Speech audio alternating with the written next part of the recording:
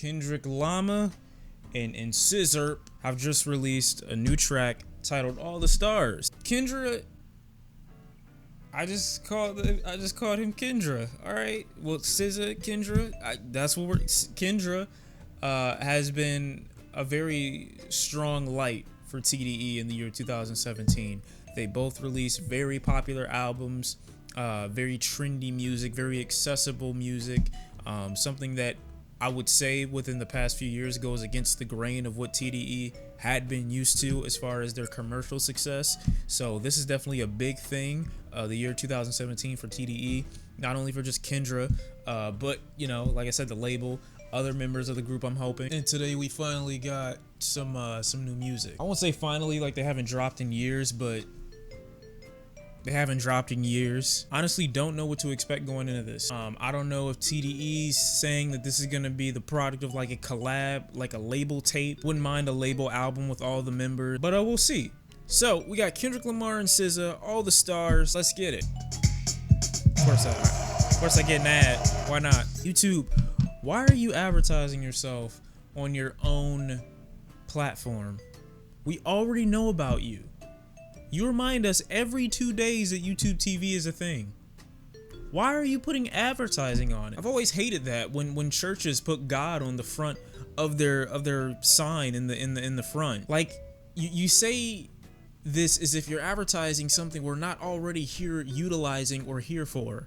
Why are you doing this? Be unique, okay? Churches, if you want people to come to your congregation, put free snacks, put free Wi-Fi. YouTube, cut that out. I like this.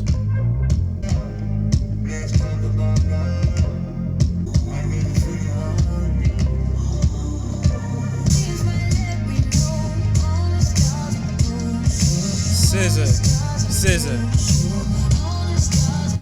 Relax. It's like her voice massages the inside of your ear.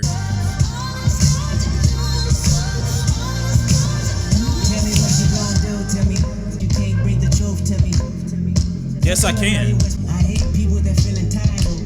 Me too. Thank you. Exactly.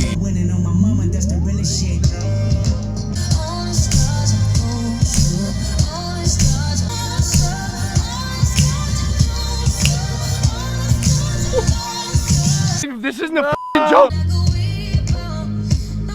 I'll recite SZA's part all day.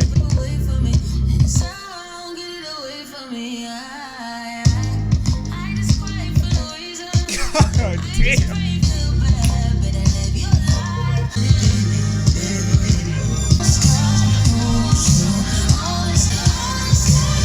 I want round two.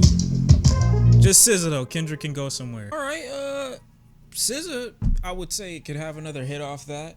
I don't really know about Kendrick Lamar. I think he's a cool addition to the track, and I definitely like the fact that Kendrick hops on features and never really gives a bad verse.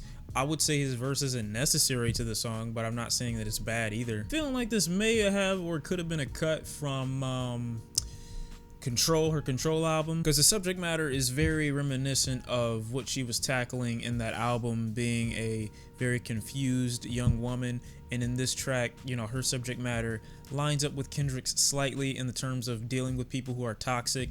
SZA, on the other hand, plays more of like the person who can't really deal with it, the one who acknowledges that this person is toxic or these things around her are toxic, but leaves the choice to the individual or the thing that's toxic to leave, because she doesn't or wouldn't have the strength to leave it herself, basically saying, let me be in peace. And Kendrick, on the other hand, I like his verse. He's a lot more confident, a lot less conflicted. He seems to be aware of this toxic burden in his life and isn't afraid of cutting it out, isn't confused on getting rid of this relationship. Although I liked his verse, Kendrick's tone is a little bit higher than I would feel it needs to be. I mean, that's what SZA's on the track for, to have that soothing, more high-pitched tone. I feel like, you know, if Kendrick is gonna be this confident with the subject matter that he's delivering, having your delivery be just as confident, be very kind of be a little bit more emotionless. I know it sounds strange, but for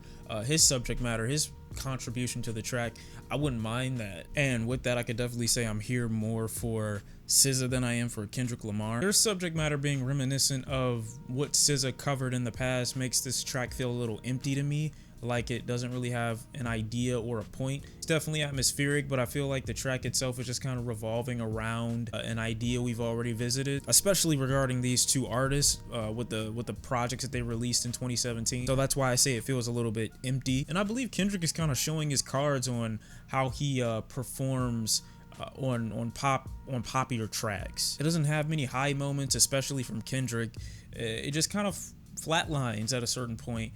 And although SZA brings it back with her lively vocals, I don't really think it's enough to make the track pop. But I think after everything Kendrick's done and everything he's been a part of in 2017 and now with this kind of feature, he's definitely showing a pattern for himself on tracks that he invests into versus tracks that he just kind of features on and doesn't really care about. That rings true with rap, but I feel like it definitely like holds strong with pop, which is a bit of what I would say this track caters to, which now has me thinking that there isn't a label tape dropping. It's just a Lucy or for something else. I don't know. I'm coming back to it again and again in my head, and I'm just like, nah, fam. Like I'm now like I keep thinking about it over and over again and like replaying the song in my head.